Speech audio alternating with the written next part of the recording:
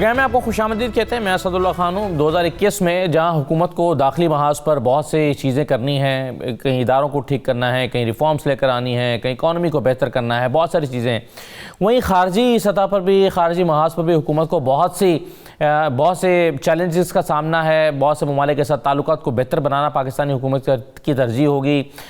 کئی دنیا میں کئی نئے بلاکس بن رہے ہیں, پاکستان کو اپنی پوزیشننگ بہتر کرنا ہوگی. امریکہ کے نئے صدر کے ساتھ تعلقات کیسے رہیں گے, افغانستان کے ساتھ فوجوں کا جو انخلاء ہے اور وہاں پر جو جو پروسیس ہے, پیس پروسیس ہے, اس میں کردار ادا کرنا ہوگا یا کیا کردار رہے گا. پھر سعودی عرب کے ساتھ معاملات ہیں, ایران کے ساتھ ہیں, ترکی کے ساتھ ہیں, UAE کے ساتھ ہیں. تو سوال یہ پیدا ہوتا ہے کہ 2021 میں پاکستان کے لیے جو خارجی محاذ پر جو چیلنجز ہیں وہ کیا ہیں اور کس طرح سے پاکستان کو ٹیکل کرے گا. پھر FATF کا معاملہ ہے, پھر کچھ اور چیزیں ہیں, IMF کے ساتھ معاملات ہوں گے. تو ہم دیکھیں گے کہ آج کے پروگرام میں کہ پاکستان کو کس ملک کے ساتھ تعلقات کو بہتر بنانے میں ذرا مشکل کا سامنا کرنا پڑے گا, کون سے نئے بلاکس بن رہے ہیں, پاکستان کہاں کھڑا ہے, یہ تمام چیزیں آج کے پروگرام کا حصہ رہیں گی. ماریہ سلطان صاحب ہمارے ساتھ موجود ہیں, سینئر تجزیہ کار ہیں. بہت شکریہ ماریہ صاحب, آپ کو خوش آمدید کہتے ہیں. آصف درانی صاحب مجھے جوائن کر رہے ہیں, سابق سفیر ہیں. آصف درانی صاحب خوش آمدید. اوریا مقبول جان صاحب ہمارے ساتھ موجود ہیں اور ارشاد احمد عارف صاحب ہمارے ساتھ موجود ہیں. آپ دونوں سینئر تجزیہ کار ہیں. میں تمام مہمانوں کو خوش آمدید کہتے ہوئے ماریہ صاحبہ آپ کے سامنے پہلا سوال رکھتا ہوں. آپ کے خیال میں 2021 میں کون سے چیلنجز پاکستان کے سامنے رہیں گے؟ دیکھیں 2021 جو ہے بڑا اہم سال ہوگا پاکستان کے لیے اور پاکستان کی خارجہ پالیسی کے لیے, کیونکہ اس وقت پاکستان کو کچھ فیصلے کرنے ہوں گے. سر فہرست تو یہ ہے کہ پاکستان امریکہ کے ساتھ اپنے تعلقات کو کتنی حد تک استوار کر سکے گا. یہ اس پس منظر میں ہے کہ اس وقت امریکہ کے جتنے بھی معاہدے ہوئے ہیں ہندوستان کے ساتھ وہ اپنے حتمی جو ہے انجام تک نہ صرف پہنچ چکے ہیں, لیکن 2021 سے ان کے اوپر عمل درآمد شروع ہو جائے گا. اس کا مطلب ہے علاقائی طور کے اوپر امریکہ ہندوستان کو اپنے پارٹی اور اپنے جو ہے ایک طرح سے آپ حامی کے طور کے اوپر دیکھیں گے. اسی طرح جو دوسرا فیصلہ اس کے ساتھ منسلک ہے, اگر ہندوستان جو ہے امریکہ کا ایک طرح سے آپ کہہ سکتے ہیں حامی و ناصر یا ایک طرح سے ان کا ہر اول دستے کا کردار ادا کرے گا اس خطے میں, تو ظاہر ہے جو افغانستان کی صورتحال ہے اس کے اندر بھی آپ کو ہندوستان کی نہ صرف پیش قدمی نظر آئے گی, لیکن اس کے اوپر بھی اس کا جو ہے آپ کو جو ان کے اثرات ہیں وہ نظر آئیں گے. اس کے ساتھ ساتھ آپ کو اس بات کا بھی فیصلہ کرنا ہوگا کہ چین کے ساتھ آپ کتنی حد تک آگے چلیں گے, اور جو سی پیک کا جو دوسرا فیز ہے جس میں انڈسٹریلائزیشن یعنی صنعت کاری اور اس کے ساتھ منسلک مختلف چیزیں, ان کو آپ آگے لے کے کیسے بڑھتے ہیں. یہ تو ہندوستان, امریکہ اور چین کے نقطہ نظر سے. اس کے علاوہ جو باقی علاقائی طاقتیں ہیں جیسے ایران, سعودی عربیہ اور روس, یہ تمام ایسی طاقتیں ہیں جن کے بارے میں بھی آپ کو کچھ فیصلے کرنے ہوں گے. ان تمام تر چیزوں کے اندر جو کچھ فیصلے ہیں اس میں آپ کو یہ دیکھنا ہوگا کہ کیا پاکستان کی آئندہ جو خارجہ پالیسی ہے وہ آپ سیکیورٹی کے اوپر رکھیں گے یا آپ پاکستان کی خارجہ پالیسی اس کے جو اہداف ہیں وہ اقتصادی طور کے اوپر رکھیں گے. اور اگر آپ اقتصادی طور کے اوپر رکھیں گے تو اندرونی طور کے اوپر آپ کتنی حد تک آگے بڑھیں گے. پھر اس سے بڑھ کر سب سے بڑا مسئلہ آپ کے لیے یہ بھی ہوگا کہ جو FATF کے اندر جو آپ نے مختلف قسم کی جو ہے غیر مشروط طریقے سے آپ نے بہت ساری جو ہے ان کی باتیں مانی ہیں, ان کی اثر جو ہے وہ اپنی اقتصادی صورتحال پہ کیسے ہوئے گا, اندرونی طور کے اوپر آپ کتنی حد تک یہ تمام چیزوں کو آگے لے کے جا سکیں گے. اور پھر سب سے آخر میں لیکن سب سے اہم یہ بھی ہے کہ اگر افغانستان کی صورتحال اس میں کوئی خاص تبدیلی آتی ہے اور وہ بہتری کی بجائے برتری کی مطلب بری طریقے مطلب دوسری طرف چل پڑتی ہے, تو اس کے اندر آپ کے اوپر دہشت گردی کے لحاظ سے آپ کے اوپر کس قسم کی جو ہے اثرات مرتب ہوئیں گے. یہ وہ تمام چیزیں ہیں جو آپ کو نہ صرف دیکھنی بھی ہوں گی, پھر یہ بھی دیکھنا ہوگا کہ ان تمام کھیل کے اندر جو متحدہ عرب امارات ہے, سنگاپور ہے, ہندوستان ہے, امریکہ ہے, جو ایک طرف ہیں, ان کے جو گھٹ جوڑ ہے وہ آپ کے اقتصادی اور آپ کی خارجہ پالیسی پہ کتنی حد تک منفی اور کتنی حد تک مثبت کردار ادا کرے گی. ابھی تک تو یہ آپ کے لیے ایک چیلنج ہے, کیا آپ نے ان تعلقات کو آپ استوار کر سکیں گے. یہ ایک بہت بڑا فیصلہ ہے اور یہ آپ کو دیکھنا ہوگا کہ کتنی حد تک اور کس بنیاد کے اوپر آپ آگے چلتے ہیں. بالکل صحیح. یہ آپ نے بہت عام سوال اٹھایا اور اوریا صاحب ہمارے صاحبہ نے کہا کہ آپ دیکھنا یہ ہے کہ آپ اپنی پالیسی کو سیکیورٹی بیسس پر استوار کرتے ہیں یا اقتصادی طور پر. تو اب کیا یہ دونوں بیک وقت نہیں ہو سکتی؟ کیونکہ شاید ایسا لگتا ہے کہ پاکستان کچھ ممالک کے ساتھ تعلقات اپنی سیکیورٹی کو بہتر بنانے کے لیے، اپنے دفاع کو بہتر بنانے کے لیے اس بنیادوں پر کر رہا ہوگا، اور کچھ ممالک کے ساتھ تعلقات شاید اقتصادی طور پر استوار کرنا چاہ رہا ہو، جیسے ترکی کے ساتھ یا ایران کے ساتھ کچھ اپ کمنگ پروجیکٹس ہیں. تو آپ کس طرح سے دیکھ رہے ہیں پاکستان کی پالیسی کو؟ دیکھیں، کسی طور پر بھی اقتصادیات اور سیکورٹی کو نیشن سٹیٹس میں کسی طور پر علیحدہ کیا ہی نہیں جا سکتا. بڑی زبردست قسم کے انہوں نے 15-20 سوالات جو ہیں وہ رکھتی ہیں ہم سب کے سامنے، اور خود بھی ظاہر بات ہے ماشاءاللہ اس کا جواب دینے کے حل رکھتی ہیں. ظاہر بہت بڑے ایکسپرٹ ہیں، ان کے پاس سوال کا جواب بھی موجود ہوگا کہ پچھلے سال نومبر میں جو انڈو پیسیفک جو ان کا اسٹریٹجی آئی ہے، اور اس کے بعد انہوں نے جو ان 15 ملکوں کو اپنا الائٹ تصور کیا ہے، اور پھر جاپان اور آسٹریلیا اور انڈیا کا ایک خاص معاہدہ بنا کے بلاک بنا کے اور اس چائنا کی کنٹینمنٹ کے اوپر صورتحال کی ہے. تو یہ بیسیکلی ہے تو سیکورٹی پیکٹ، لیکن اس کے انڈر کرنٹ سارا کچھ اقتصادیات ہے. اور اقتصادیات کیا ہے کہ انہوں نے چائنا کو کنٹین کرنا ہے. اور چائنا کو کیوں کنٹین کرنا ہے؟ ظاہر بات ہے اس کے بارے میں کوئی دو رائے نہیں ہے کہ چائنا اس وقت ایک ایمرجنگ اکنامک پاور کے طور پر اٹھتا چلا جا رہا ہے. ناٹ ایمرجنگ بلکہ ایک قسم کا اسٹیبلشڈ اکنامک پاور بنتا چلا جا رہا ہے. پھر اس کے ساتھ ساتھ جو چائنا کی جو لاسٹ بہت بڑی جو میٹنگ ہوئی جس میں 100 کے قریب ممالک شامل ہوئے تھے، اور یہ پہلی دنیا کی میٹنگ تھی جس میں اندر امریکہ کو انوائٹ نہیں کیا گیا تھا، جس میں تمام یورپ کے ممالک، باقی چیزیں جو چائنا کی خاص طور پہ اس سے روڈ اس سے اپنا ٹرین کے جو تازہ ان کے اچیومنٹس ہیں اس سے فائدہ اٹھانا چاہتا ہے، ٹرین ٹریک سے، باقی چیزوں سے، اور سی پیک کا حصہ بننا چاہتا ہے سارے ون بیلٹ ون روڈ کا. اس سارے سینیریو کے اندر ایک بات یاد رکھیے کہ پاکستان 2021 میں فیصلے کی پوزیشن میں آئے گا کہ اس نے کس طرف جانا ہے، اور صرف پاکستان نہیں، اس پورے ریجن کے اندر لوگوں کو فیصلے کرنے پڑ جائیں گے کہ انہوں نے کس بلاک کے ساتھ کھڑا ہونا ہے. آپ کے ساتھ سب سے بڑا ایشو جو ہے وہ سعودی عرب اور یو اے ای کا یہی ہے کہ آپ کے لوگ وہاں پر امپلائی ہیں جی، اور وہ وہاں پر ایک بہت بڑا طبقہ ہے جو رہتا ہے. بہت سارے ایسے ملک ہیں جن کو ہم ویسے گھیر لیتے ہیں کہ جن کے ساتھ سمجھتے ہیں کہ ہم اس فارن پالیسی کے ارینا میں گھیر، مطلب ملائیشیا کے ساتھ آپ کا کیا تعلق ہے؟ کوئی اقتصادی لیول کا تعلق، کوئی اور چیز، سوائے مسلم امہ کے ایک ملک کی حیثیت سے، وہ بھی اس کی اپنی اپنے مسائل ہیں. ٹرکی کا جہاں تک تعلق ہے، آپ کا کوئی ایسا تعلق نہیں ہے کہ جس کے اندر جو فیصلہ سازی کے اندر آپ کے اوپر اثر انداز ہے، آپ کی بائیلیٹرل اس لیول کی وہ چیزیں نہیں ہیں نا. وہاں پر آپ کے لوگ، آپ کو فیصلہ بیسیکلی کرنا پڑے گا کہ آپ چائنا کے ساتھ رہتے ہیں، اور وہ آپ کو رہنا پڑے گا کیونکہ اور کوئی راستہ نہیں ہے. انڈیا کا بلاک وہاں پر شفٹ ہو چکا ہوا ہے. افغانستان کی انہوں نے بڑی زبردست بات کی کہ وہاں پر کیا صورتحال ہوگی اگر افغانستان میں ایک ایسی سچویشن پیدا ہوتی ہے اور آپ چائنا کے ساتھ کھڑے ہیں، تو پھر آپ کو پھر یہ نہیں ہونا پڑے گا کہ آپ سیٹوں سینٹوں کے رکن بھی ہیں اور ویتنام میں جا کے ووٹ بھی دیتے ہیں اس کے خلاف. پھر آپ کو اس وقت، کیونکہ یہ بہت نازک قسم کی کیفیت بنتی چلی جا رہی ہے آئندہ آنے والے سالوں کے اندر، اور آپ کو یہ بھی فیصلہ کرنا ہے. کیونکہ بعض ہم برادر اسلامی ملک ایران کی بات کرتے ہیں تو میں وہاں رہا ہوں کچھ عرصہ، وہ اس کے ساتھ بھی آپ کی کیا اکنامک ٹائز تھے کہ پڑوسی کے، اس کے علاوہ تو اور کوئی صورتحال نہیں ہے. تو ان ساری چیزوں کو آپ کو پہلے وزن پڑنا پڑے گا کہ معاشی طور پہ کون ہمارے لیے بہتر ہے، ایک اپنا اس کے ساتھ ساتھ اپنا سیکورٹی کے حساب سے کون ہمارے لیے بہتر ہے، اور باقی وزن کرنے کے بعد فیصلہ کرنا ہوگا. ٹھیک ہے.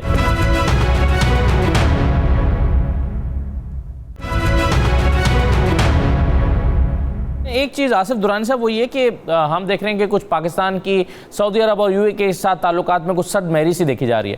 پھر ہم دیکھ رہے ہیں کہ سعودی عرب کی قربتیں کچھ اسرائیل اور انڈیا کے ساتھ بڑھ رہی ہیں. آپ کیا یہ جو بڑھتی ہوئی قربتوں کے مقابلے میں پاکستان، ایران اور ترکی کے ساتھ کے تعلقات کو بہتر ہوتا ہوا، یا اس کو اگر چلیں بلاک نہ کہیں، اتحاد کہہ لیں، یا ذہنی آہنگی رکھنے والے ممالک کہہ لیں، تو کیا آپ ان تینوں جو میں نے پہلے ذکر کیے کا مقابلہ ان تینوں ممالک کے ساتھ ایک بلاک کے طور پر دیکھتے ہیں؟ کیونکہ ٹرین کی بھی بات ہو رہی ہے کہ پاکستان اور ترکی اور جو تہران کی ٹرین ہے وہ ریوائیو ہو رہی ہے. جی درانی صاحب. بہت شکریہ. پہلے تو میں یہ واضح کر دوں، یہ جو پاکستان ایران ترکی ٹرین ہے یہ ایکو کے پروجیکٹ کا حصہ ہے، تو اس لیے اس کو آپ کوئی اور نظر نہ دیں، کوئی اور معنی بھی نہ پہنائیں.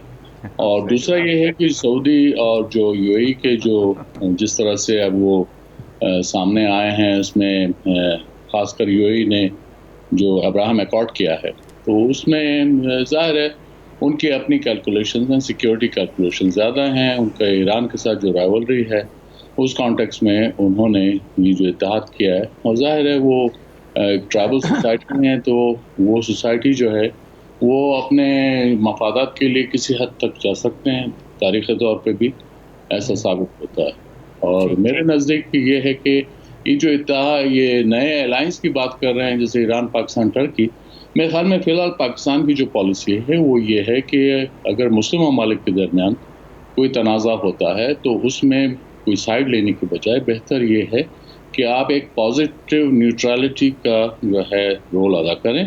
جیسے سعودیہ اور ایران کے کانٹیکس میں جب یمن یا اس سے پہلے جب سعودیہ کی ایمبیسی جو ہے تہران میں جلائی گئی ارلی 2016 میں, تو اس میں یہ ایک بہت ٹینشن ہو گیا تھا, تو سعودیہ نے اپنے تعلقات اس سے منقطع کر لیے ایران کے ساتھ.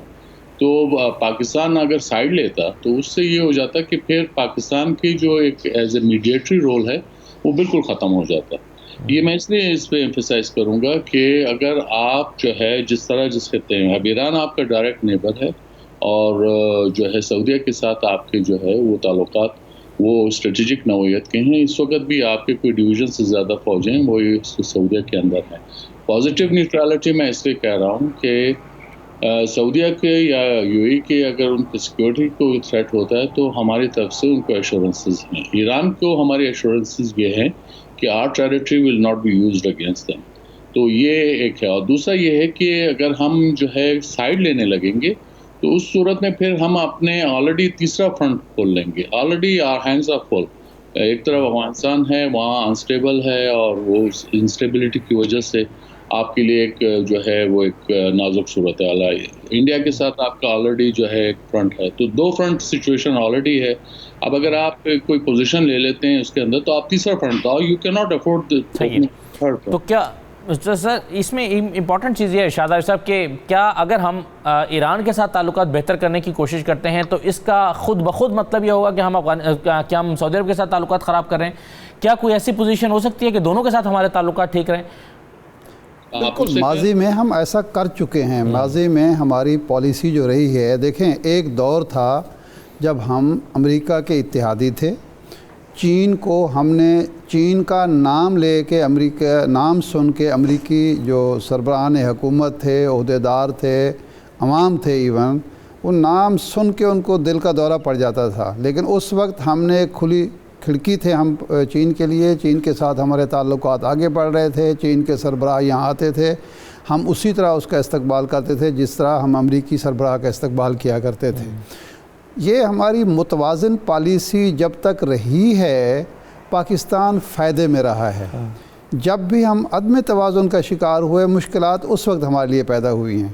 مثال کے طور پر افغانستان کی ہم جنگ لڑ رہے تھے, امریکہ ہمارے پیچھے کھڑا تھا اور سعودی عرب اور سارے عرب ملک ہمارے پیچھے کھڑے ہوئے تھے. لیکن جب ایران سعودی عرب جنگ ہوئی تو ہم نے کوئی سائیڈ نہیں لی, ہم غیر جانبدار رہے.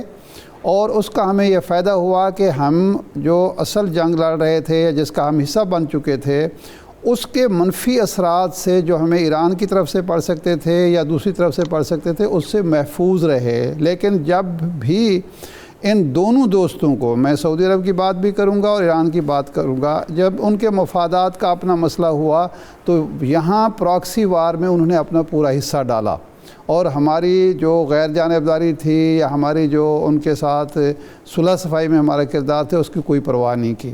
تو اس لیے دو چیزیں ہمیں ہمیشہ پیش نظر رکھنی چاہیے. جب ہم نے رکھی اور جب رکھیں گے تو ہم فائدے میں رہیں گے. ایک اپنا مفاد اور دوسرا غیر جانبداری. جی, ہم ایک ایسا ملک جو مقروض بھی ہو, جو اپنے ہتھیاروں کے حوالے سے, اپنی معیشت کے حوالے سے امریکہ پر انحصار کرتا ہو, اور وہ ایران خواہ چین کا ایشو ہو, خواہ ایٹمی پروگرام کا ایشو ہو, خواہ CTBT کا ایشو ہو, خواہ ایران عراق جنگ کا مسئلہ ہو, وہ غیر جانبداری شو کرے اور فاصلہ پیدا کرے. اور سعودی عرب تو پاکستان کو غیر جانبدار رہنے پر تو بھی تو ناراض ہوتا رہا ہے نا ماضی میں, کہ آپ غیر جانبدار کیوں ہیں, آپ ہماری طرف کھڑے کیوں نہیں ہو رہے. میں اس کی وجہ بیان کرتا ہوں. یہ ہمارے ہاں خرابی کب پیدا ہوئی ہے, جب ہمارے ہاں جو ہماری لیڈرشپ تھی, مضبوط لیڈرشپ تھی, جو ویژن والی لیڈرشپ سی ہم اس سے محروم ہو گئے. ہمارے ہاں وہ لوگ آ گئے اقتدار میں جن کا نہ کوئی ویژن تھا, نہ ان کے اندر کوئی مضبوطی اور استحکام تھا, اور وہ اپنے معمولی فائدے کے لیے, ذاتی فائدے کے لیے, خاندانی فائدے کے لیے, سیاسی فائدے کے لیے دوسروں کے مرہون منت ہو گئے. مثال کے طور پر UAE کہ یہ حیثیت کب ہوئی ایک نیوکلیر پاکستان کے مقابلے میں کہ وہ ہمیں ڈکٹیٹ کرائے, جبکہ وہ شکار کے لیے اور یہاں آ کے ہمارے مرہون منت ہوا کرتے تھے. سعودی عرب کی یہ پوزیشن کب ہوئی کہ وہ ہمیں ڈکٹیٹ کرائے, جبکہ اس کے دفاع کا انحصار, اس خاندان کے دفاع کا انحصار جو ہے کافی حد تک ہم پر ہے. تو یہ ہم نے اپنی پوزیشن خود کمزور کی ہے, کسی اور نے نہیں کی. ایک دور تھا امریکہ, میں بھارت کی بات کرتا ہوں, ایک ہمسایہ ملک, دشمن ملک, بڑا ملک, فوج کے حوالے سے, رقبے کے حوالے سے, آبادی کے حوالے سے. 85 تک ہمیں دنیا بھر میں بھارت کے مقابلے میں برابری کی سطح پر ٹریٹ کیا جاتا تھا. کیا اس وقت ہمارے پاس فوج بڑی تھی, ہماری اکانومی زیادہ مضبوط تھی, ہم کیا تھے اس وقت ہمارے ہاں عزم ہمارا مضبوط تھا, ہماری لیڈرشپ جو تھی مضبوط تھی. اس کے بعد ہم نے خود ہی کہنا بڑا بھائی بنا لیا اس کو, چھوٹے بھائی بن گئے, اور پھر اس نے وہی سلوک کیا جو برادر خود کے ساتھ ہوا کرتا ہے. رائٹ سر, تو چلے دیکھتے ہیں کہ یہ جو ہماری کمزوری بن گئی ہے اس کو کیسے اپنی طاقت میں تبدیل کیا جا سکتا ہے. اور پلس یہ کہ میں امریکہ کے حوالے سے خاص طور پر بات کرنا چاہوں گا کہ پاکستان نئے امریکی صدر سے اس سال میں کیا توقعات رکھ رہا ہے, اور اسی طرح سے امریکی صدر کی پاکستان سے کیا توقعات ہوں گی. ایک چھوٹا سا بریک لیتے ہیں, بریک کے بعد واپس آتے ہیں.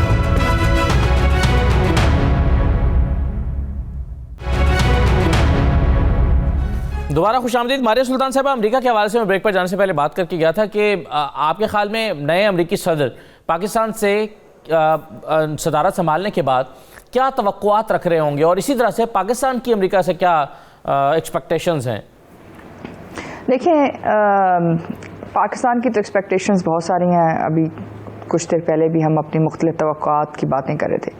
مسئلہ دراصل یہ ہے کہ جو قومیں ہیں وہ اہم تاریخی مواقعوں کے اوپر اہم فیصلے کرتے ہیں. ہمارا مسئلہ ہمیشہ یہ رہا ہے کہ ہم نے ان تمام اہم تاریخی جتنے بھی مواقع گزرے ہیں ان کے اوپر نہ پاکستان کے لیے, نہ پاکستان کی حیثیت کے مطابق فیصلے کیے ہیں, اور نہ ہی پاکستان کی توقعات اور پاکستان کے تحفظات کی وہ جنگ اس سطح پہ لڑی جس سطح پہ ہمیں لڑنی چاہیے تھی. چاہے ایران عراق کی جنگ ہوئی, عراق کی جنگ کے اندر آپ نے دیکھا کہ مصر نے جو ہے اپنے تمام قرضے معاف کروا لیے. پاکستان نے کہا جی ہم اس کے اوپر انڈیپینڈنٹ رہتے ہیں. آپ اس وقت انڈیپینڈنٹ رہے, آپ نے کوئی فیصلہ نہیں کیا, لیکن کچھ عرصے بعد جیسے کہ ابھی بات چیت چل رہی تھی کہ آپ پراکسی وار کے اندر جو ہے گھس گئے. اسی طرح آپ کے ساتھ جو امریکہ کے جو تعلقات ہیں, جس وقت آپ کو یہ تعلقات استوار کرنے چاہیے تھے امریکہ کے ساتھ, اس وقت آپ نے صرف اور صرف ایف یعنی افغانستان پاکستان کی جو اصطلاح ہے امریکہ کی, اس کے تحت آپ نے ان کے ایک سیکیورٹی کے پارٹنر کے طور کے اوپر ان کے ساتھ پچھلے 20 سال گزارے.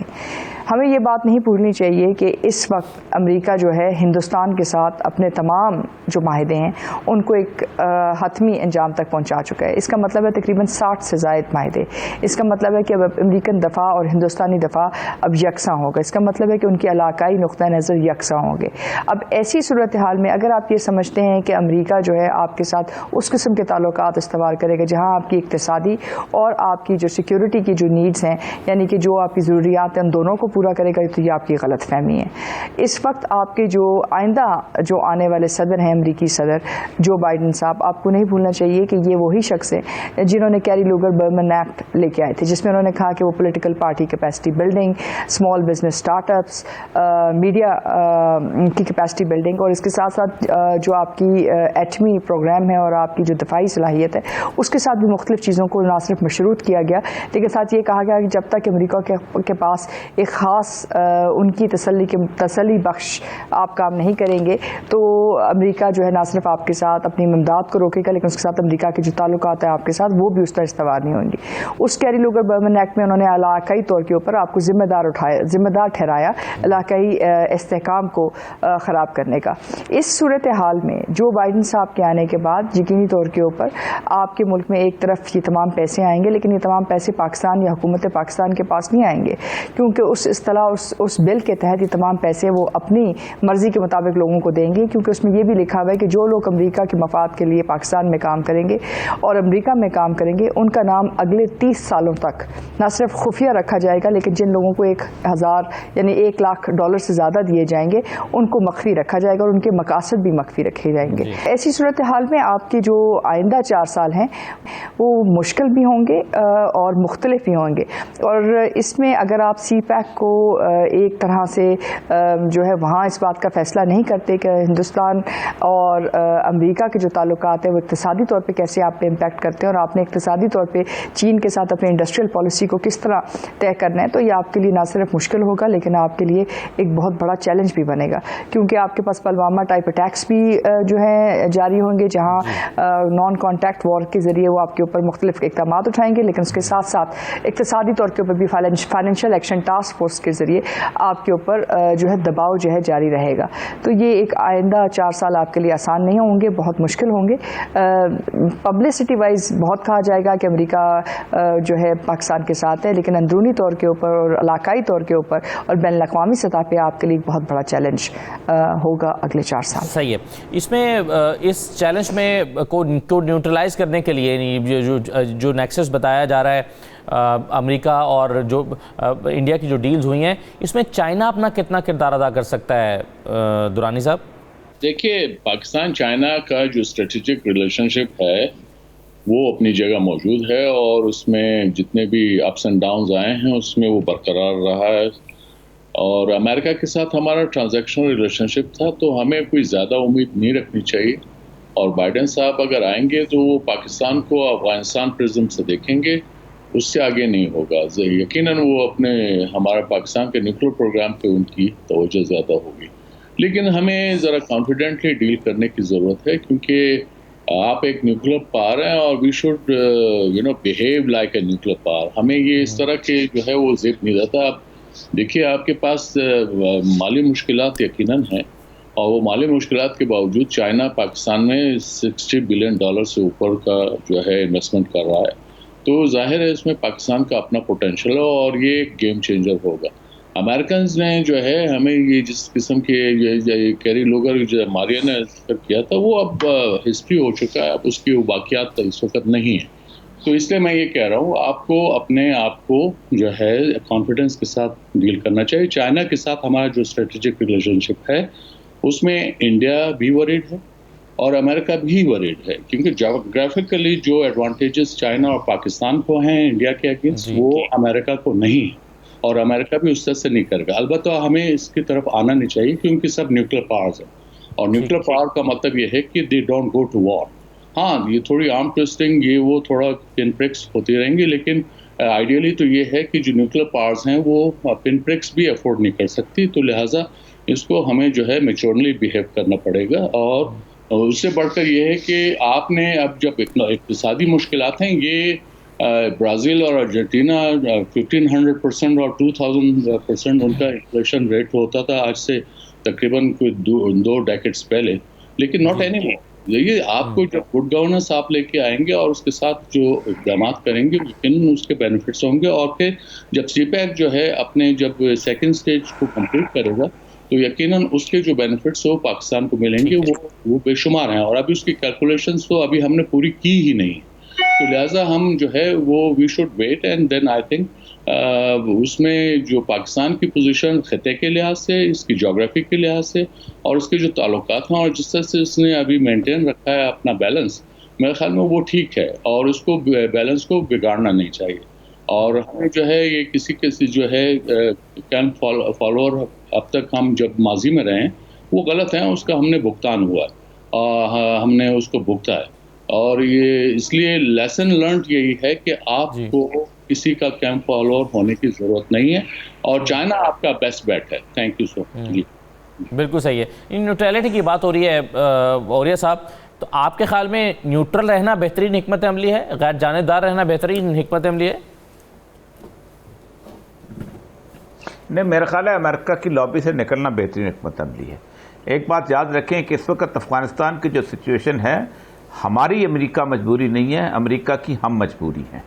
ہمارے بغیر امریکہ ایک منٹ کے لیے بھی وہاں اس طرح صحیح طرح امن قائم نہیں کر سکتا، نہ وہاں سے نکل سکتا ہے۔ آپ اس وقت جو بھی نیگوسیشنز ہو رہی ہیں، جس طرح کی بھی ہو رہی ہیں، آپ سوچ نہیں سکتے کہ اگر پاکستان اس کے اندر سے ایز اے پارٹنر نکل جائے تو جو حالات ہیں اس حالات کے اندر ایران اور اس طرح کی جو صورتحال ہے اس کے اندر امریکہ کو ناکوں چنے چبوا دیے جائیں۔ ایک تو یہ بات ہے۔ دوسری بات یہ ہے کہ ایک چیز بہت کلیئر ہو چکی ہے، واضح ہو چکی ہے، اتنی بات دیکھیں 3 لاکھ کے قریب انہوں نے پینٹاگون کی فورسز جو ہیں وہ انڈو پیسفک ریجن کے لیے کمٹ کر دی ہوئی ہیں، 3 ان کے بیڑے وہاں پر پہنچ چکے ہوئے ہیں، وہ سارا کچھ اپنے پوری مکمل طور پہ الرٹ ہے۔ اور سب سے بڑی بات یہ ہے کہ ان کی امریکن پالیسیز جو ہیں ان کے پریزیڈنٹ کے آنے سے نہیں بدلا کرتی اس طرح کی جو انٹرنیشنل لیول کی پالیسیز ہے۔ 2011 میں ہیلری کلنٹن نے کہا تھا، وہ جو فارن پالیسی مضمون لکھا تھا where are going to invest are next 10 year, تو اس نے کہا تھا کہ ہم افغانستان اور اس ریجن سے نکل رہے ہیں، ہم وہاں جا رہے ہیں اور ہم وہاں پر اب چائنا کی کنٹینمنٹ کے اوپر کام کریں گے اور وہیں اپنا پیسہ خرچ کریں گے۔ اور اس نے فکرہ بولا تھا، اس کے اندر لکھا تھا the people who believe that the strength of America lies inside America are fools۔ تو اصل مسئلہ سارا یہ ہے کہ اس وقت آپ کو نیوٹرلٹی اپنی جگہ، لیکن آپ نیوٹرل ہو بھی نہیں سکتے، کبھی بھی نہیں رہے نیوٹرل، کبھی آپ کا ایک سائڈ ہمیشہ دوسری طرف رہا ہے۔ ہمیں اس وقت یہ سوچنا پڑے، ہمیں وے کرنا پڑے گا کہ امریکہ کی دوستی ہمیں کتنا فائدہ دے رہی ہے اور کتنا زیادہ نقصان دے رہی ہے، اور کہاں پر نقصان دے رہی ہے، کون سا ملک ہے جس کی دوستی ہمیں فائدہ دے رہی ہے، کون سا ملک ہے جس کی دوستی ہمیں نقصان دے رہی ہے۔ جی اگر ہمارے پالیسی میکر نے صرف اس بنیاد پر فیصلے کرنے شروع کر دیے کہ ہمارا بچہ جو ہے وہ کولمبیا یونیورسٹی میں کیسے پڑھے گا اور ہمارا جو ہے اپنا بیٹے کی جو ہے وہ اس میں بل گیٹس کی اس میں نوکری کیسے ہوگی، اور ہم جو ہے پرانے جو چیزیں چلی آ رہی ہیں ان کی ہم مینٹیننس کیسے کریں گے، آپ سوچ سکتے ہیں کہ 20 سال آپ نے امریکہ کے اندر جب وہ آپ کے پابندیاں لگی ہوئی تھی، آپ نے وہاں جا کے آخری اپنے جنرل محمود کا مشن بھیجا کہ ہمارے لیے بڑا مسئلہ بنا ہوا ہے، ہمارے ہیلی کاپٹر نہیں چل رہے ہیں، ہمیں پرزے دے دو، سب کچھ کر دو، ہر چیز کیا، اور اس کے بعد آخر آپ نے سوچا کہ نہیں، ہمیں جے ایف تھنڈر لے کے ہم نے اپنی سیکورٹی کو مضبوط کرنا ہے، ہمیں چائنا کے ساتھ الائی کرنا ہے، کیونکہ وہ ہمیں یہ ساری چیزیں آپ کو وے کرنی ہے۔ اس وقت دنیا اس طرف مڑ چکی ہے، مکمل طور پر مڑ چکی ہے کہ جہاں ڈسیسو لیول آ گیا ہوا ہے، کیونکہ اگر کچھ عرصے بعد امریکہ نے ڈیسیژن نہ لیا کہ اس نے کیا کرنا ہے تو اور باقی لوگوں نے، تو امریکہ جو ہے وہ یہاں سے وائپ آؤٹ ہو جائے گا۔ آپ کو پتہ ہے جو پیپرز جو ہے 1971 کی وار کے پیپر نکالیں، جو بیسک اس کے اندر جو فکرے لکھے ہوئے ہیں اس نے ہینری کسنجر نے اس کے اندر کہ Indians are basically they will not rely on اس طرح کے فکرے لکھے ہوئے ہیں اس کے اندر پیپرز میں، اور اس نے کہا ہے کہ اگر ہم نے مغربی پاکستان کو نہ بچایا تو اس پورے ریجن سے ہم آؤٹ ہو جائیں گے، کیونکہ مشرقی پاکستان تو آؤٹ تو ہم ہو چکے ہوئے ہیں۔ وہ پڑھے ذرا سا پیپر، اندرا گاندھی جب گئی ہے 4 دن پہلے وہاں پر، تو اس نے کہا ہے کہ اس نے کبھی جا کے اپنے گھر جا کے نہیں بتائے گی کہ ہم نے اس کو وارم ریسیپشن نہیں دی اور یہ جنگ میں چلے جائے گی، اور پھر چائنا اور رشیا کو انہوں نے فون کیا اور کہا کچھ کرو، لیکن نہیں ہو سکا۔ یہ وہی ٹائم آ چکا ہوا ہے کہ اگر ہم نے کچھ نہ کیا، امریکہ نے کچھ نہ کیا تو امریکہ وائپ آؤٹ ہو جائے گا اس پورے ریجن سے۔ اور پاکستان کی اتنی اہمیت ہے کہ اوپر چین سر کی حیثیت ہے، نیچے 68 کنٹریز ہیں، وہ بیسیکلی دھڑ ہیں۔ پاکستان کی جو لائن ہے یہ بیسیکلی گردن ہے، یہ جو سی پیک گوادر سے لے کے ادھر تک انہوں نے کرغزستان قزاقستان وہاں سے لے کے وہ آگے بنانے کی کوشش کی، لیکن آل ویدر روڈ نہیں بن سکی۔ چابہار جو ہے اس کی وہ 1 ملین بیرل سے زیادہ اس کی ایبلٹی نہیں ہے، جب گوادر 10 بلین بیرل کے بجائے آپ کو ایک میجر پارٹنر بنانا پڑے گا۔ اور وہ آپ کو یہ بات بتائیں، اگر آپ یہ سمجھتے ہیں کہ چائنا جو ہے اس نے اپنی سیکورٹی پلانز نہیں کیے ہوئے، وہ اتنی بڑی سٹڈی انہوں نے جو چائنا گروپ یو ایس سیکورٹی گروپ اس کی آئی ہے آسٹریلین یونیورسٹی کی، وہ 150 صفحے کی، انہوں نے کہا کہ چائنا کی اس وقت جو آن دا گراؤنڈ ملٹری مائٹ ہے، امریکہ اس کا بھی مقابلہ نہیں کر پا رہا ہے اس ریجن کے اندر، کیونکہ اس کو بہت دور سے آنا پڑے گا اور بہت مسائل بن جائیں گے۔ آپ کو فیصلہ کرنا پڑے گا، آپ کو ایک سائڈ جو ہے اس کے ساتھ واضح ہونا پڑے گا، دوسری سائڈ رکھیں، تعلقات رکھنا چاہیں رکھیں، وہ ٹھیک ہے، لیکن پوزیشننگ اپنی واضح کرنی پڑے گی۔ رائٹ جی، اچھا کشمیر کے معاملے پر میں ارشاد صاحب اپنی رائے دیجیے گا کہ پاکستان کے پاس کیا آپشنز ہیں؟ وہ قانون میں ترمیم ہوئی، ریورٹ نہیں کروایا جا سکا، پاکستان مسئلہ کشمیر کو حل کرنے کے لیے اس سال میں کیا اقدامات اٹھا سکتا ہے؟ ہوپس کیا ہیں؟ یا جوں کا توں چلتا رہے گا خدا نخواستہ؟ دیکھیں، جب تک آپ معاشی طور پر خود انحصاری اور خود کفالت کی راہ پر نہیں چلتے، پہلا نقطہ، دوسرا یہ ہے کہ جب غیر جانبداری کی بات ہوتی ہے تو اس میں ایک توازن ہوتا ہے، غیر جانبداری نہیں ہوتی. غیر جانبدار ہم ایسا کبھی بھی نہیں تھے، ہم جانبدار تھے لیکن اس جانبداری میں بھی ایک توازن تھا، عدم توازن نہیں تھا. مثال کے طور پر توازن اور عدم توازن کی بات میں اس طرح سے کرتا ہوں کہ ہم نے تعلقات امریکہ کے ساتھ رکھے لیکن چین کے ساتھ نہیں بگاڑے، سعودی عرب کے ساتھ رکھے لیکن ایران کے ساتھ نہیں بگاڑے. اب ان معاملات میں آپ دیکھیں تو ہم غیر جانبدار نہیں تھے لیکن جانبداری میں بھی ایک توازن برقرار رکھا، کسی کو اپنا دشمن نہیں بنایا، ہم بالکل کسی کی گود میں نہیں پڑے. جس طرح کہ انڈیا پہلے وہ سوویت یونین کی گود میں تھا اور اب وہ امریکہ کی گود میں چلا گیا ہے. یہ ہم سے زیادہ انڈیا کے دانشور ہمیں بتا رہے ہیں کہ جناب والا اس طرح تو پاکستان نے بھی کبھی نہیں کیا تھا، پاکستان کی کسی حکومت نے کیا تھا، امریکہ کے ٹاؤٹ نہیں بنے تھے جس طرح مودی بن چکے ہیں. تو میں جو بات کر رہا ہوں وہ یہ ہے کہ ہم اگر توازن کا شکار ہوں گے اور خود کفالت اور خود انحصاری کی طرف آئیں گے، وہ ہر شعبے، معاشی شعبے میں بھی، دفاعی شعبے میں بھی، تو پھر ہم اس قابل ہوں گے کہ کشمیر کا تنازع اس طرح سے حل کر سکیں جس طرح ہانگ کانگ کا تنازع جو تھا چین نے حل کیا اپنی مرضی کے مطابق، جس طرح وہ مکاؤ اور دوسرے تائیوان کے معاملات کو ڈیل کر رہا ہے. یہ پہلی شرط ہے ہماری. دوسرا یہ ہے کہ ہمیں اس خوف کا شکار، اس خوف سے نکلنا چاہیے کہ امریکہ کے بغیر کوئی پتہ نہیں ہلتا. دیکھیں کسنجر خود لکھ چکا ہے، کہہ چکا ہے، بینظیر بھٹو نے جب ان سے مشورہ لیا تھا تو کسنجر نے یہ کہا تھا کہ امریکہ اپنے دشمنوں کے لیے کبھی خطرناک ثابت نہیں ہوا، وہ ہمیں ہمیشہ اپنے دوستوں کے لیے خطرناک ہوتا ہے اور ہمیں جب بھی نقصان پہنچا ہے اس کی دوستی سے پہنچا ہے. تو ہمیں کسی خوف کا شکار نہیں ہونا چاہیے. ہم ماضی میں جس دور کی میں بات کرتا ہوں، ہم نے جو ایمرجنگ فورسز تھیں ان کا ساتھ دیا ہے. جب ساری دنیا یہاں بڑے دانشور کہہ رہے تھے روس ہمارا ہمسا ہے، یہ ہے وہ ہے، ہم امریکہ کے ساتھ کھڑے ہوئے. بعد میں پتہ چلا روس ٹوٹ گیا اور آج جو ہے امریکہ کی ضرورت پڑ گئی ہے انڈیا کو.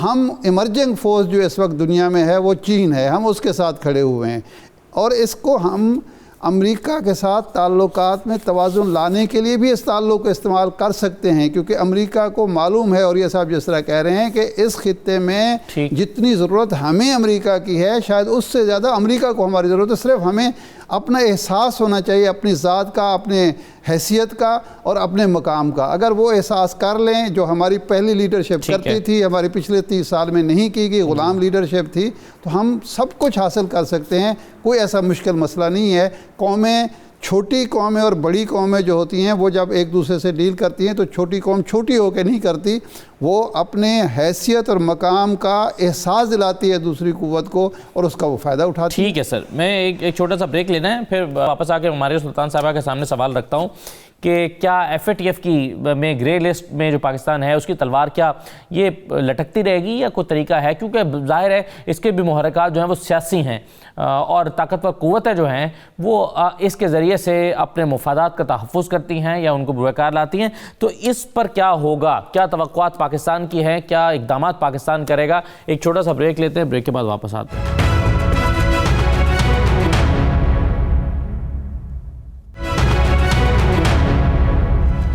دوبارہ آپ کو خوش آمدید کہتے ہیں. مارے سلطان صاحب، ایف اے ٹی ایف کی گریڈ لسٹ سے نکلنے کے لیے پاکستان کو مزید کیا کرنا ہوگا اور کیا آپ کو لگتا ہے، چونکہ بہت سارے لوگ سمجھتے ہیں کہ اس کے محرکات سیاسی ہیں اور انٹرنیشنل جو پاورز ہیں ان کو نہیں سوٹ کرتا کہ پاکستان گریڈ لسٹ سے نکلے، اس کے ذریعے سے وہ بازو مروڑتے رہتے ہیں، تو آپ کی کیا توقعات ہیں اس سال پہ؟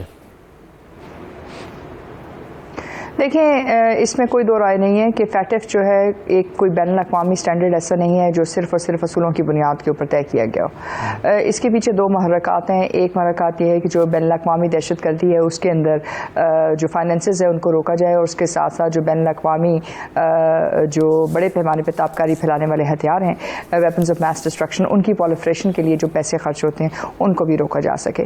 تو یہ دو ایک ایسے اہداف ہیں جو جس کے اندر سیاسی جہاں بات چیت ہے وہاں کچھ زمینی حقائق بھی ہیں. یہ تمام چیزیں کہنے کے بعد ان کی جو 40 مختلف جو مراتبات یا 40 ایڈوائسز جو پاکستان کو دی گئی ہیں وہ کچھ ان میں سے کچھ آپ کے لیے قابل قبول ہے, کچھ آپ کے لیے ممکن میں ہے اور کچھ آپ کی ممکنات میں ہے اور کچھ آپ کے لیے ممکن نہیں ہے کہ آپ وہ کر سکیں, کیونکہ اس کے اندر 2-3 بنیادی مسائل ہیں. پہلا مسئلہ تو یہ ہے کہ اس وقت پاکستان کا جو بینکنگ سیکٹر ہے وہ 17 سے یا 20% کے درمیان دیکھ سکتے ہیں. اس سے زیادہ جو پاکستان کے اندر جو لوگ موجود ہیں وہ آپ کی بینکنگ سیکٹر سے نہ تو اس طرح متعارف ہیں اور نہ ہی اس کو استعمال اس طرح کرتے ہیں. اس کے ساتھ ساتھ آپ کے جو آفیشیل سیکرٹس ایکٹ ہیں وہ بھی بڑی حد تک آپ کے کچھ جو پروگرامز ہیں ان تک کچھ حدود لگاتا ہے. لیکن جو فائنینشیل ایکشن ٹاسک فورس ہے وہ آپ سے مختلف مرات مانگتی ہے, نہ صرف آپ سے مرات مانگتی ہے لیکن وہ چاہتی ہے کہ ان کے جو فائنینشیل مانیٹرنگ یونٹس ہیں ان کی رسائی آپ کے تمام تر سسٹمز تک اور ان تمام بینکنگ چینلز کے اوپر جو اس وقت آپ کے ملک کے اندر کام کر رہے ہیں. پاکستان 2009-10 کے اندر بلیک لسٹ ہوا تھا فیٹف کے اندر, اور اس وقت ہندوستان جو ہے ایشیا پیسیفک گروپ کا جو ہے چیئر پرسن تھا, یعنی کہ چیئر تھی اس کے وقت ہندوستان کے پاس. اس کے بعد 2019 کے اوپر جب پاکستان کے اوپر یہ دوبارہ پاکستان کو گرے لسٹ میں ڈال کے بلیک لسٹ کی بات چیت گئی, اس وقت بھی ہندوستان جو ہے ایشیا پیسیفک گروپ کا نہ صرف چیئر تھا لیکن ہندوستان کی طرف سے پلوامہ کے ساتھ جو ہے انہی دنوں میں بالکل ان کی بہت مطلب آپ ایک طرح سے کہتے ہیں کلوز کوآرڈینیشن کے اندر آپ یہ دیکھ سکتے ہیں کہ اس وقت پاکستان کے خلاف یہ بیان بیازی کی گئی. تو اس وقت جو پاکستان کے اندرونی بینکنگ چینلز ہیں, جو آپ کا اسٹیٹ بینک کے ریگولیٹری سسٹم ہے وہ سوئس بینکنگ سسٹم کے ساتھ ان کے علاوہ جو کچھ ہے آپ اس سے اپنی حد سے زیادہ کمپلائنٹ ہیں, لیکن اس کے باوجود آپ کو گرے لسٹ سے نہیں نکالا جائے گا اور اگلا سال بھی آپ کے لیے بہت مشکل ہوئے گا. کسی صورت بھی آپ کو گرے لسٹ سے نہیں نکالیں گے, کیونکہ اگر آپ کو گرے لسٹ سے نکالتے ہیں تو آپ کی جو انسرٹنٹی ہے وہ ختم ہو جاتی ہے, چاہے وہ آپ کو بلیک کرتے ہیں یا وائٹ کرتے ہیں. دونوں صورتوں میں پاکستان کے اندر جو بھی آپ کو فائنینشیل ہٹ ہے وہ آپ لے لیں گے اور اس کے بعد پھر آپ اسے بلڈ کرنا شروع کریں گے. لیکن اگر آپ گرے لسٹ میں رہتے ہیں تو آپ کی جو فورن ڈائریکٹ انویسٹمنٹ ہے, آپ کے جو مختلف جو اقتصادی استحکام کی جو آپ کو ضرورت ہے وہ آپ حاصل نہیں کر سکتے. تو میرا نہیں خیال ہے کہ اگلا سال آپ کے لیے یہ, کیونکہ ان کی پالیسی ہی یہی ہے کہ آپ کو گرے لسٹ میں رکھیں اور اس کے علاوہ جو چیزیں وہ آپ سے مانگ رہے ہیں وہ ممکن نہیں ہے کہ آپ اتنے کم وقت میں کریں. جیسے وہ کہتے ہیں مثال کے طور پہ کہ اگر آپ کوئی سونے کی پرچیز کرتے ہیں تو وہ آپ کریڈٹ کارڈ پہ کریں. آپ مجھے بتائیں ایک ایسا ملک جو ایک صنعتی ملک نہیں ہے بلکہ ایک زرعی ملک ہے اور جہاں 80% آبادی جو ہے جن کے پاس بینکوں کی رسائی نہیں ہے, وہ کس طرح جو ہے تمام تر ٹرانزیکشنز جو سونے کی کریں گے, چاہے وہ آپ کی خواتین کی چوڑیاں یا کوئی اور چیزیں. دیکھیں تو یہ بہت ساری اس طرح کی اس میں بہت ساری اصطلاحات ہیں جو کم وقت میں آپ کے لیے ممکن نہیں ہے کہ آپ پوری کر سکیں جب تک ایک بہت بڑا فیصلہ نہیں کیا جائے. چلیں میں وقت کم ہے, میں چاہوں گا کہ تمام لوگوں کی رائے مختصراً آ جائے. آصف درانی صاحب آپ سے شروع کرتے ہوئے, آپ کے خیال میں 2020 میں پاکستان کی خارجہ پالیسی میں کمزوریاں کیا رہی ہیں جس کو امپروو کر کے 2021 میں جو ہے وہ بہتر کیا جا سکتا ہے؟ میرے خیال میں ہمارا جو ڈومیسٹک سین ہے وہ زیادہ کمزور تھا اور اس کے اثرات جو ہے آپ کے فارن پالیسی پہ رہے ہیں, اور یہی وجہ ہے کہ آپ کا سعودیہ کے ساتھ جو ایک بدمزگی پیدا ہوئی وہ یہیں سے ہوئی. اور پھر یہ جو ابراہم ایکارڈس ہیں اس میں بھی پاکستان پہ پریشر آیا. اس میں ہماری کمزوری تو نہیں ہے, اگلوں نے جو ہے فیصلے کیے ہیں لیکن ہم نے اس کو ریئیکٹ کیا. ہم نے اب تک میرے خیال میں میچورلی ریئیکٹ کیا ہے. تو لہٰذا کمزوری آپ کی سب سے بڑی کمزوری ہے آپ کی اقتصادی حالت ہے, اور جس کی وجہ سے آپ تمام مشکلات آ رہی ہیں. میرے نزدیک سب سے بڑی کمزوری آپ کی ڈپلومیسی میں بھی اسی وجہ سے تھی. جی اور یہ صاحب. جی بالکل ٹھیک کہا سلطان صاحب نے. اگر ہم انٹرنلی مضبوط ہو, دیکھیں مطلب انٹرنلی مضبوط ہونے کے ساتھ ساتھ فیصلہ کن صورتحال ہونے چاہیے. دیکھیں ایک بہت بڑی آرگنائزیشن ہے committee for the abolition of the illegitimate debt, یہ برسلس میں قائم ہوئی تھی اور اس نے لاٹن امریکہ کے کم سے کم 4 ملک ایسے ہیں جن میں ایکواڈور سے شروع ہو کے انہوں نے وہاں تک آئے تھے, اپنا نکڑاگوا تک آئے تھے, جنہوں نے باقاعدہ الیجٹمیٹ ڈیٹ کو ڈیفائن کیا اور اس کے بعد باقاعدہ ڈیٹ آڈر کروایا. اور ایکواڈور نے تو 85% ڈیٹ جو ہے وہ لوگوں نے مانا کہ الیجٹمیٹ ہے اور اسے انکار کر دیا پے کرنے سے. نیوکلیر پاور بھی نہیں تھے, کچھ نہیں تھے, کوئی مسئلہ نہیں تھا, رول کرتا رہا تھا. امریکہ اسکول آف امریکہ بنا ہوا تھا, پورے کا پورا ملکوں کے اندر جا کے اس نے 50,000 مسنگ پرسن کر دیے تھے, کھڑے ہو گئے. فیصلہ کن صورتحال آپ کے پاس آنی چاہیے. آپ بہت پوٹینشیل والے ملک ہیں اور اس کے ساتھ ساتھ نیوکلیر پاور ہیں، اور سب سے بڑی بات ہے کہ the most important strategic location at the moment, اس سے زیادہ اسٹریٹجک لوکیشن کسی اور ملک کی نہیں ہے آئندہ آنے والی جو گیم چینج ہو رہی ہے اس کے اندر. اس کے باوجود بھی اگر آپ نے عزت و توقیر کے ساتھ فیصلے نہیں کرنے پھر تو گئے آپ کام سے. جی ارشاد صاحب. دیکھیں جی، آپ کی جو اسٹرینتھ ہے وہی آپ کی ویکنیس ہے، وہ ہے اسلام اور نیوکلیر پروگرام. دو چیزیں ہیں، وہ اسٹریٹجک پوزیشن جو ہے اس کو آپ ریلیٹ کریں ان دونوں چیزوں سے. وہ آپ کی ویکنیس بنانا چاہتے ہیں، آپ نے اس کو اگر اپنی اسٹرینتھ بنا لیا، کیونکہ جب تک یہ ہے آپ FATF ہو، خواہ وہ IMF ہو، ورلڈ بینک ہو، امریکہ ہو، یورپ ہو، آپ اگر مسلمان تشخص ہے، آپ کا اسلامی تشخص ہے اور آپ کے پاس نیوکلیر پروگرام ہے، تو کبھی وہ کچھ آئے گا، FATF کے آئیں گے، کبھی آپ گریٹ لسٹ میں جائیں گے، کبھی آپ کے قرضوں کا معاملہ اٹھے گا. یہ ساری چیزیں اس وقت ہوتی رہیں گی. اگر آپ نے یہ رہنا ہے تو پھر آپ کو وہ دباؤ برداشت کر کے فیصلہ کرنا پڑے گا کہ جناب والا ہم اب محتاج نہیں ہیں کسی کے. چھوٹے چھوٹے ملکوں نے اپنے قرضے بھی معاف کرائے ہیں، چھوٹے چھوٹے ملکوں نے اپنی خود مختاری کا دفاع بھی کیا، چھوٹے چھوٹے ملکوں نے آزادی بھی حاصل کی ہے امریکی غلامی سے اور روس کی غلامی سے. تو اگر آپ اس کو اسٹرینتھ بنا لیں گے تو میرا نہیں خیال کہ ہمارا مستقبل روشن نہیں ہوگا. ہمارا مستقبل روشن ہے، لیکن قیادت کی ضرورت ہے. اور اس وقت میں سمجھتا ہوں پر امید ہونا چاہیے کہ ہم ان کمزور قیادت سے نجات پا چکے ہیں جو مرہون منت ہے ذاتی مفادات کے لیے چھوٹے چھوٹے ملکوں کے، چھوٹی چھوٹی ریاستوں کے، چھوٹی چھوٹی اقوام کے. بہت شکریہ ارشاد عارف صاحب، اور مقبول جان دران صاحب، ماریہ سلطان صاحب پروگرام میں شرکت کرنے کے لیے. امید کرتے ہیں کہ 2021 میں پاکستان بہتر طریقے سے اپنی پوزیشن کو بہتر بناتے ہوئے بہتر فیصلے کرے گا، اور وہ ممالک جن کے ساتھ سرد مہری چل رہی ہے ان کے ساتھ تعلقات کو بہتر کرنے کی کوشش کی جائے گی، اور پھر اپنے آپ کو بہتر طریقے سے جو ہے وہ امریکہ اور بڑی جو طاقتیں ہیں ان کے سامنے پیش کیا جائے گا. بہت شکریہ پروگرام میں شرکت کرنے کے لیے تمام مہمانوں کا. اجازت دیجیے، اللہ حافظ.